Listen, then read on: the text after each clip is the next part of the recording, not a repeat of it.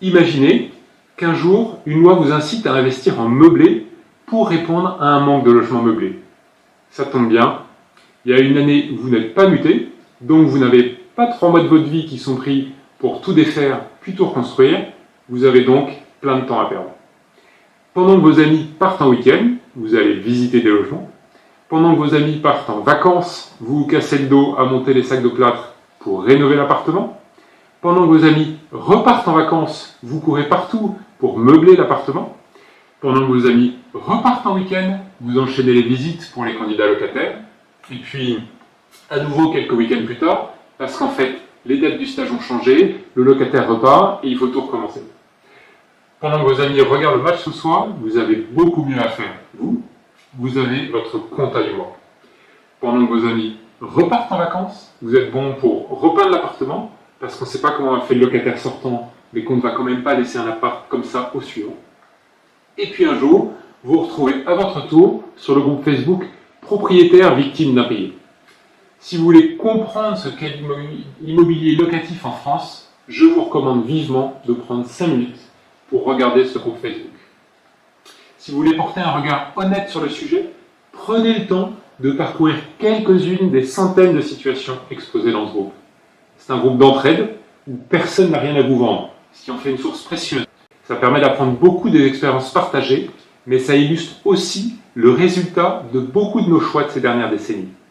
Les situations décrites donnent des clés de compréhension édifiantes sur les difficultés du marché immobilier. Malgré le déclaratoire très volontariste qu'on entend sur les grands médias, il montre concrètement comment on dissuade les gens de poursuivre au-delà des premières expériences. Il illustre pourquoi tant de petits propriétaires qui ont acheté 1 ou 2 appartements pour leur vieux jour finissent par jeter l'éponge tellement ils sont écœurés. Alors que sur le logement, tout le monde a besoin qu'on avance. Les bailleurs comme les locataires. Pour équilibrer tous les curseurs, on a besoin d'un vrai sens de l'intérêt général, d'un sens de la mesure, de responsabilité. Quand on n'a jamais eu à s'occuper soi-même de louer un logement, il est normal de ne pas bien réaliser tout ce que ça implique. Le temps, l'énergie, les risques, les conflits, les déboires et toutes les préoccupations que connaissent bien ceux qui ont déjà mis les mains dans le cambouis. Face aux difficultés, c'est toujours intéressant d'entendre « bon, on va quand même pas les plaindre ». C'est là que vous mesurez l'impact de n'avoir aucune expérience personnelle de ce que la France choisit de faire vivre à ses petits propriétaires. Ah, c'est sûr, quand on a des revenus confortables ou qu'on est dans une grosse structure, on peut se permettre de tout déléguer à des professionnels. Quand l'expérience personnelle de l'immobilier se limite à des mails ou des tableaux Excel, on raisonne forcément sur cette base. Et c'est tout l'enjeu de faire embrayer le monde des considérations en costard-cravate sur le monde réel. L'expérience, c'est bien ce qui permet de limiter les raisonnements hors sol.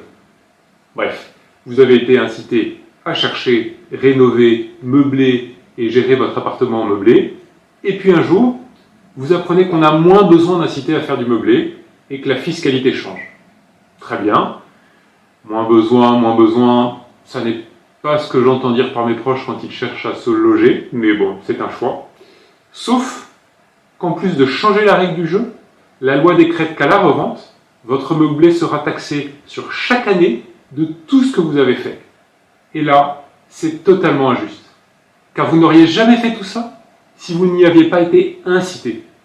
Or, c'est pourtant ce qui est en train de se passer pour les loueurs meublés non professionnels. Avec une telle taxation, ce qui reste à la revente est ridicule. On regarde tout ce qu'il a fallu consentir pour un tel résultat. Comme si ça avait été aussi simple que de placer sur une assurance vie. Jamais vous ne vous seriez embarqué dans tout ça avec la nouvelle fiscalité. Tout le monde pensait évident qu'il y aurait l'avant et l'après. Il semblait logique que tous les choix faits sur la base de l'ancienne règle soient taxés suivant l'ancienne règle et que tous les choix postérieurs soient fiscalisés selon la nouvelle règle. Or là, la loi change les règles du jeu, mais avec effet rétroactif. Elle taxe tout ce qui a été fait depuis l'achat. Elle taxe sans complexe chacune des années où elle a incité des milliers de petits propriétaires à dépenser leur temps, leur énergie et leurs ressources. Ponctionner un patrimoine après avoir changé les règles, c'est grave, car ça pose un vrai problème de légitimité. Pour pouvoir construire un patrimoine familial, il faut de la visibilité. Pour raisonner un projet immobilier, on doit se projeter sur plusieurs décennies. Pour anticiper une retraite, il faut pouvoir se projeter sur 40 ans. Un prêt immobilier, ça engage sur 15, 20, 25 ans parfois.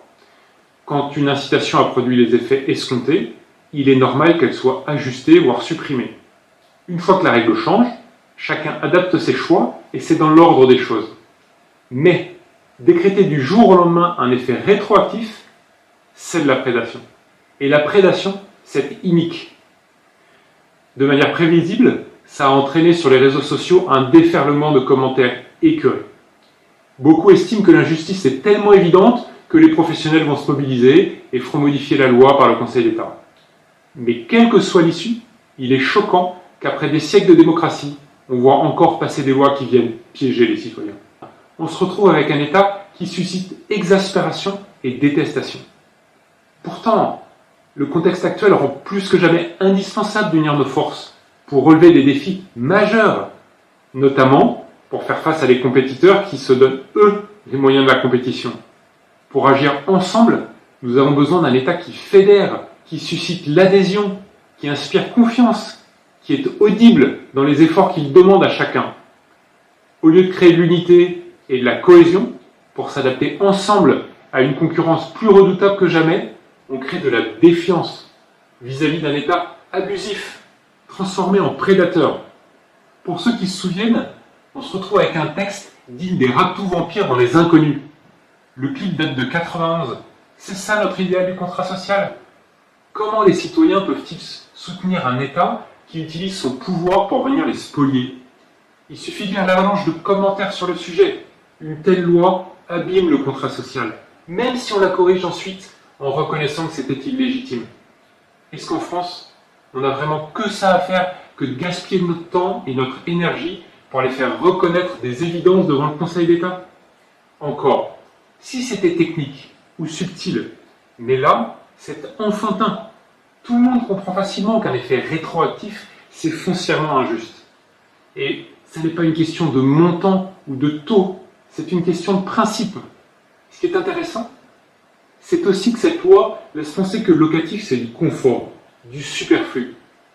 Mais pour tous les nomades, le locatif, ça n'est pas du confort. C'est une alternative par contrainte, et donc une nécessité. Quand votre employeur vous fait déménager 10 fois et que vous avez une famille, comment faites-vous pour acheter votre chez vous? En moyenne, en France, il faut pour habiter un bien 5 ans avant d'amortir les frais de notaire. Plus exactement, pour amortir les droits de mutation, eux aussi fixés par l'État. Et malgré l'arrivée du numérique, la facture de l'administration n'a jamais cessé d'augmenter. Donc, quand vous êtes muté régulièrement, vous avez le choix. Soit vous gaspillez le fruit de votre travail en loyer, soit vous le gaspillez pour entretenir la machine à paperasse. C'est la raison pour laquelle les personnes qui sont mutées fréquemment sont réduites à faire de l'investissement locatif. Ce n'est pas parce qu'ils sont riches, c'est pour ne pas tout gaspiller en attendant de pouvoir enfin revendre et profiter à leur tour d'un chez eux. Ce n'est pas du confort, c'est l'alternative patrimoniale à laquelle ils sont contraints. Comme tout le monde, ils préféraient largement s'épargner toutes les galères du locatif et avoir leur petit chez eux, la sécurité qui va avec leur petite déco, etc.